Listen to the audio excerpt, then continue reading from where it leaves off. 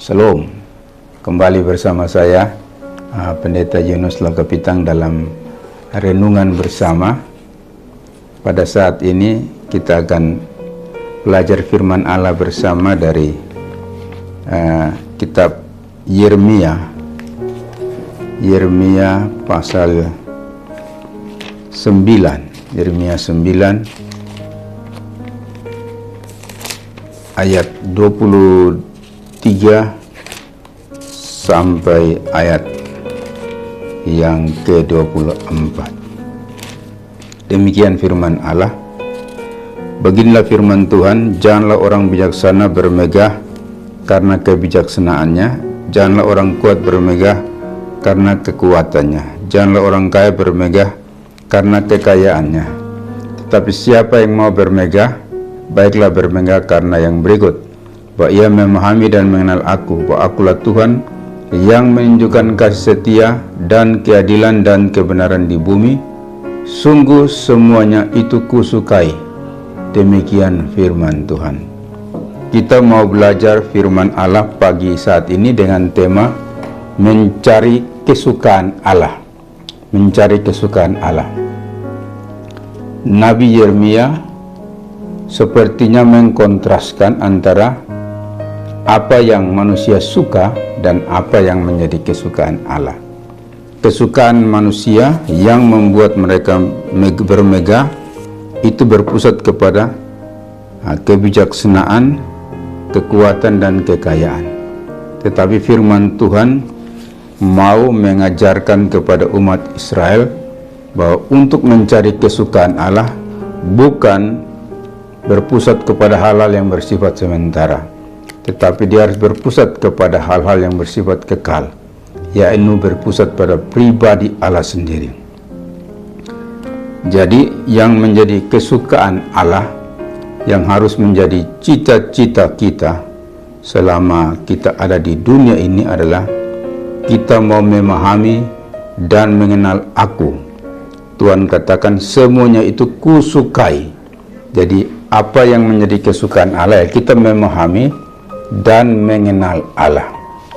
Di tahun yang baru, di tahun 2026, mungkin kita semua punya cita-cita yang rencana-rencana yang sudah kita rencanakan, tapi bisa menjadi evaluasi kita di awal tahun ini bahwa apa yang menjadi kesukaan Allah, yang harus menjadi tujuan hidup kita, cita-cita kita.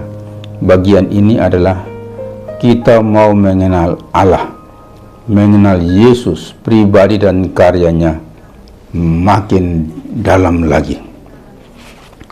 Umat Israel ditegur oleh Tuhan oleh Nabi Hosea 4 ayat 6. Di situ dikatakan, umatku binasa karena tidak mengenal Allah. Jadi pengenalan akan Allah yang menjadi kesukaan Allah itu, ini bicara hidup dan mati kita. Orang Israel, mereka tidak mengenal Allah, mereka terlibat di dalam bentuk-bentuk penyembahan berhala, sehingga mereka dibuang, dihukum oleh Tuhan. Di dalam perjanjian baru, mengenal Allah atau mengenal Yesus, itu bicara tentang hidup yang kekal. Yohanes 17 ayat 3, bahwa mengenal Allah dan mengenal Yesus adalah hidup yang kekal. Jadi mengenal ini bicara tentang suatu hubungan pribadi dengan Allah sendiri, kehidupan yang makin dalam.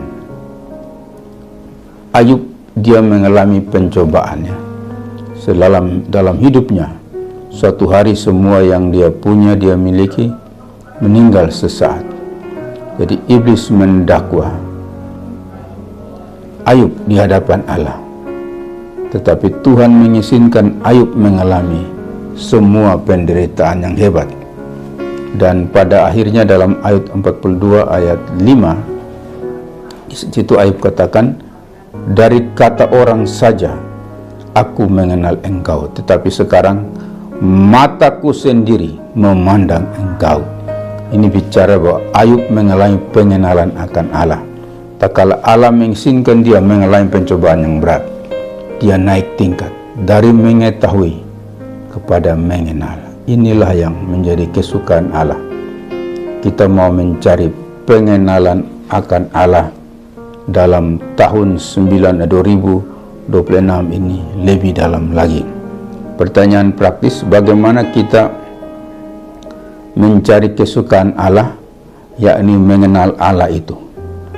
Salah satu langkah yang bisa kita buat adalah kita bisa belajar dari Rasul Paulus, ya, dari surat Filipi pasal 3 ayat yang ke-10. Ini bisa menjadi, saya baca untuk kita. Yang ku kehendaki ialah mengenal Dia dan kuasa kebangkitannya dan persekutuan dalam penderitaannya, di mana aku menjadi serupa dengan Dia dalam kematiannya, supaya aku akhirnya diperoleh kebangkitan dari antara orang mati. Jadi bagaimana kita mencari kesukaan Allah dengan mengenal Allah? Yang perlu kita lakukan adalah harus ada perubahan kehendak, perubahan orientasi hidup kita, tujuan hidup kita. Yang Paulus katakan, yang ku kehendaki, yang dahulunya dia banggakan, dianggap sampah, tak kala dia sudah dapat Yesus. Dan kehendak yang mau dia ubahkan, nah, mengenal Yesus hari lepas hari. Inilah yang harus menjadi tujuan hidup kita di tahun 2026 ini. Mengenal Allah, mengenal Yesus harusnya menjadi tujuan daripada kita sebagai orang-orang percaya. Mengenal Yesus lebih dalam lagi dan lebih dalam lagi. Inilah kunci kemenangan sebagai seorang Kristen dalam menghadapi realitas zaman yang penuh tantangan ini. Kiranya Tuhan menolong kita untuk mau terus mencari kesukaan Allah di tengah-tengah realita dunia saat ini. Tuhan kiranya memberkati dan menolong kita. Amin.